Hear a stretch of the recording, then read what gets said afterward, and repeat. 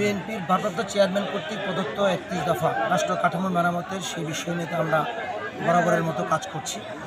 আজকের প্রোগ্রামটা ছিল আমার একটু ডিফারেন্ট প্রোগ্রাম। আমাদের ভারপ্রাপ্ত চেয়ারম্যান শুধু খালি দলীয় নেতা কর্মী নয়, এর বাইরেও সাধারণ মানুষের সাথে কথা বলতে বলেছেন, তাদের কাছে এই ভোটের জন্য এবং ৩১ দফার বিষয়গুলি সাধারণ মানুষের কাছে পৌঁছে দিতে বলেছে। সেই কারণে আজকের যে প্রোগ্রামটা ছিল সেটা নন পলিটিক্যাল প্রোগ্রাম একটা।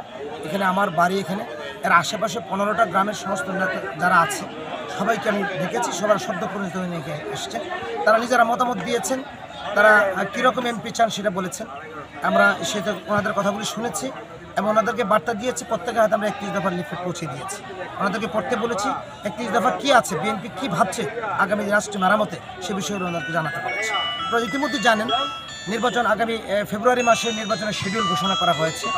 নির্বাচন বিলম্বিত করার বা নির্বাচন বানচাল করার জন্য একটি মহল উঠে পড়ে লেগেছে। কিন্তু আমরা নিশ্চিত করতে চাই, আমরা জনগণকে সে বার্তা দিচ্ছি যে কোনো ষড়যন্ত্রী আগামী ফেব্রুয়ারি নির্বাচনকে বাধাগ্রস্ত করতে পারবে না। বিএনপি মানুষের ভোটের জন্য রাজনীতি করেছে দীর্ঘ সময়, ভোটের অধিকার নিশ্চিত করেই ইনশাল্লাহ ঘরে ফিরবে। নেত্রকোনা 2 নেত্রকোনা সদর বারহাট্টাই নির্বাচনী এলাকা আমার নিজের বাড়ি। আপনারা জানেন আমি দীর্ঘ সময় ছাত্র রাজনীতি করেছি। ছাত্র থেকেই আমি রাজনীতি করতে করতে আজকে যুবদল হয়ে আমি বিএনপিতে এসেছি।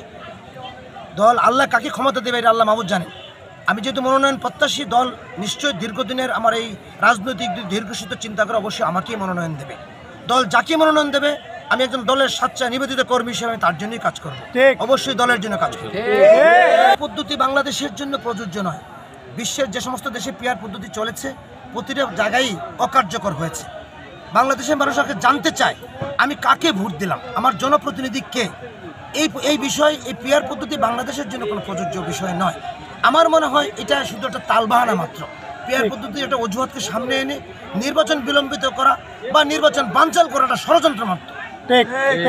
সক্রিয় আছি, দীর্ঘ 16 বছর এই ভোটের জন্য বিএনপি আন্দোলন করেছে। সুতরাং ভোট বানচাল বা ভোটের যে কোনো ধরনের ষড়যন্ত্রের বিরুদ্ধে বিএনপি সোচ্চার রয়েছে।